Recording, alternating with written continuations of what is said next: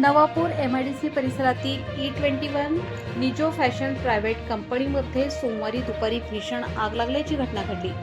प्राथमिक माहितीनुसार शॉर्ट सर्किटमुळे आग लागली असून काही क्षणातच आगीने संपूर्ण कंपनीला वेढा घातला।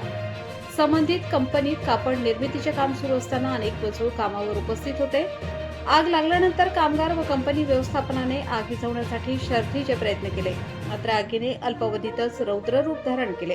आगीची तीव्रता एवढी मोठी होती की कंपनी लगतच्या 1 ते 2 कंपन्या व कार्यालयांनाही आगीचा फटका बसला।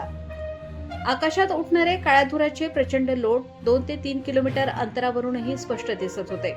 घटनेची माहिती पसरताच परिसरात एमआयडीसीतील कामगार, उद्योजक तसेच नवापूर शहरातील नागरिकांनी घटनास्थळी मोठी गर्दी केली। आगीमुळे परिसरात एकच धावपळ उडाली होती। कंपनीच्या आजूबाजूला असलेल्या दुकानांमधील साहित्य नागरिकांच्या मदतीने तातडीने बाहेर काढण्यात आले। दरम्यान कंपनीच्या आतून 2 ते 3 मोठे स्फोट झाल्याचे प्रत्यक्षदर्शींनी सांगितले। स्फोटांच्या आवाजाने संपूर्ण परिसर हादरून गेला होता।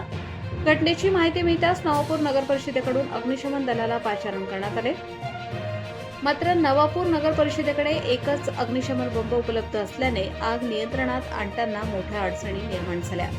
परिस्थितीचे गांभीर्य लक्षात घेऊन पाणीपुरवठा सभापती शरद राजपूत यांनी साक्री व नंदुरबार येथूनही अतिरिक्त अग्निशमन दल मागवण्यात आल्याची माहिती दिली।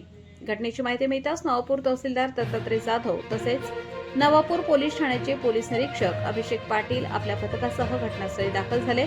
प्रशासन, पोलीस आणि अग्निशमन दलाने संयुक्तपणे आग आटोक्यात आणण्यासाठी प्रयत्न सुरू ठेवले। दरम्यान कंपनी मालकाने या भीषण आगीत कोट्यवधी रुपयांचे नुकसान झाल्याचा दावा केला आहे। सुदैवाने कोणतीही जीवितहानी झाल्याची माहिती समोर आलेली नसली तरी या घटनेमुळे एमआयडीसी परिसरात भीतीचे वातावरण निर्माण झाले आहे। रईस शेख, विसरवाडी।